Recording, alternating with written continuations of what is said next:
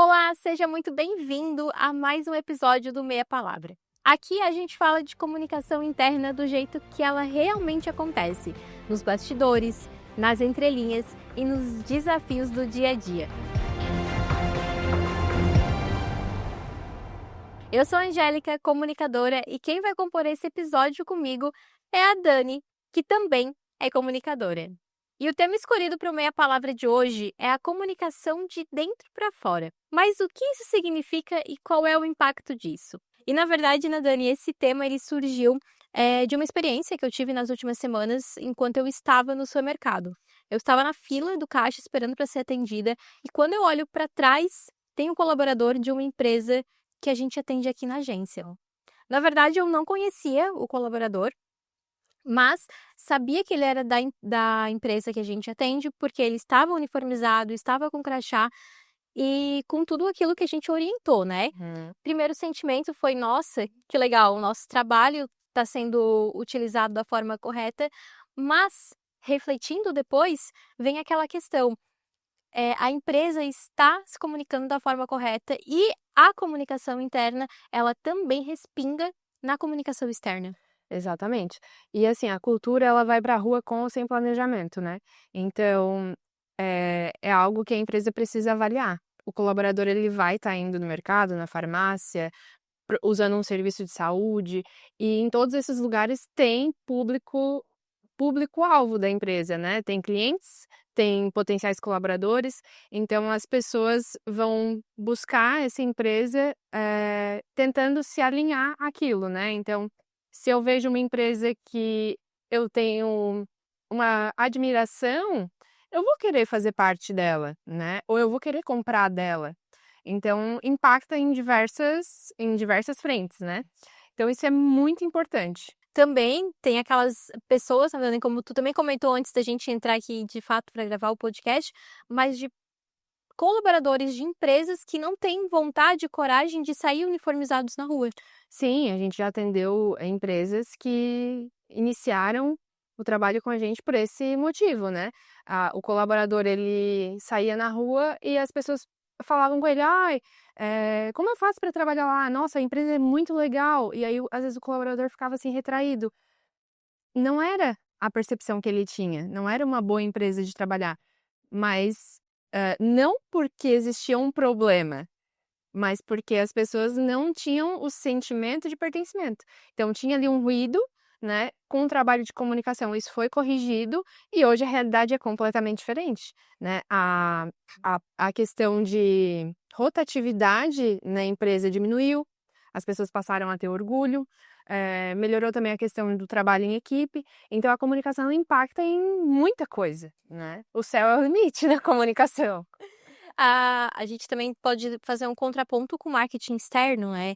Às vezes você faz um marketing externo muito bem feito, as pessoas, o seu público-alvo, ele ama a marca, né, ele quer comprar da marca, porém, quando encontra um colaborador, como tu mesmo falou, o sentimento do colaborador que o sentimento que o colaborador vai repassar não é aquele que o marketing externo comunica, né, Sim, tem que estar alinhado. porque a cultura não é uma coisa que a empresa diz: "Ah, a minha empresa tem essa cultura". Não, a cultura é algo que as pessoas sentem quando elas têm contato com a empresa, seja colaborador, seja cliente, enfim, a pessoa tem essa percepção só de estar no ambiente, a forma como a empresa conversa com as pessoas nas redes sociais, como atende as pessoas no telefone, como o colaborador conta sobre o seu trabalho no almoço de domingo, né, então isso é cultura. É aí que a gente começa a perceber as mudanças da empresa, feitas ao longo do caminho de um processo de comunicação. Então, assim, não é uma coisa que a gente vai um trabalho que inicia em um mês e no seguinte a gente já percebe, não.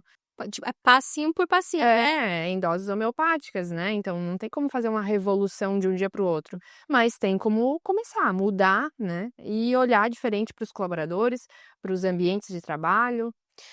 O endomarketing, ele vai enraizar essa cultura organizacional no colaborador. E quando o colaborador ele tá com esse sentimento de pertencimento, a gente já falou em episódios anteriores, a produtividade dele aumenta. Estatisticamente, isso é comprovado.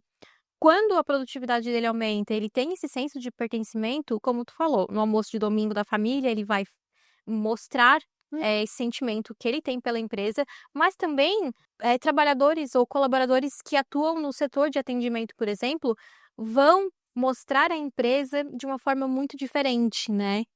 Sim, e tem aquela questão também, a gente fala muito em humanizar, em respeitar, em ouvir, e às vezes a empresa ela faz tudo isso, só que falha em alguns pontos. Por exemplo, às vezes a empresa pensa assim: ó, eu não vou falar isso para o meu colaborador, ele não precisa saber disso. Mas às vezes aquilo faz falta para ele. E aí um olhar de comunicação, diante dessa situação, com um direcionamento: "Não, isso realmente faz sentido? Vamos informar isso, mas só essa parte, essa talvez não faça sentido para o colaborador". Então, em cada situação é interessante uma análise, é interessante olhar para o colaborador, pensar nele. E aí essa área, a comunicação, avalia exatamente onde aquela informação vai chegar, o qual impacto ela vai causar, se realmente faz sentido naquele momento, né. Então tudo isso precisa ser pensado com carinho, e de novo, não quer dizer que a empresa está faltando com respeito com o colaborador, não é isso. Mas é um olhar diferenciado para a situação, para as pessoas envolvidas no processo. E para complementar tudo que a gente já falou no episódio de hoje, eu queria trazer um ponto aqui para a gente conversar ou dar uma pincelada sobre a felicidade no trabalho, né? A felicidade do trabalho, às vezes a gente pensa que é fazer o que a gente gosta apenas. Mas quando a gente implementa a cultura organizacional, quando a gente enraiza a cultura organizacional nos colaboradores, eles se tornam mais felizes, porque eles têm um senso de pertencimento, a rotatividade diminui e eles querem estar lá, né. Sim. Hoje, por exemplo, a gente está fazendo algo que nos tirou da zona de conforto, né. E Exatamente. não é a nossa principal habilidade estar aqui na frente da câmera, mas a gente está aqui, e porque a gente precisa compartilhar essa informação, né. E fora isso, tem outras milhões de demandas por trás, do episódio que vocês veem, né, é só a ponta do iceberg, como a gente Sim. fala. E que são atividades que talvez sejam um pouco chatas, mas nós temos o senso de pertencimento de estar aqui. E o mesmo acontece na sua empresa. É, na sua empresa, e a gente leva essa situação para outros lugares também, não é só na empresa, né, em casa a gente precisa fazer coisas que a gente também não gosta, e nem por isso a gente deixa de fazer. Para concluir tudo que a gente falou aqui hoje, para mim o ouro da comunicação interna é quando alguém fala assim: "Nossa, eu trabalho lá e adoro", ou alguém comenta assim: fulano trabalha lá e adora trabalhar naquela empresa, muito legal, eles fazem coisas super legais". Então esse é o ouro, né, é o que reflete na rua, mas que está sendo muito bem feito dentro da empresa. Querer gerar o senso de pertencimento no próprio colaborador e fazer com que outras pessoas também queiram trabalhar lá. Exatamente. E para encerrar o meia palavra de hoje, a lição que fica é: a comunicação interna mais forte não é a que se vê nos murais, mas a que se sente nas atitudes. Quando o colaborador é respeitado, valorizado e bem informado, isso aparece no jeito como ele fala da empresa, resolve problemas e trata as pessoas, dentro e fora do trabalho. Cultura forte não precisa ser lembrada. Ela se revela nos detalhes, no comportamento espontâneo, no orgulho silencioso de fazer parte de algo que faz sentido. Esse foi mais um episódio do Meia Palavra, o podcast que vai te inspirar e mudar a forma como você cuida da comunicação da sua empresa. Meia Palavra não é sobre fazer tudo, é sobre fazer o que importa.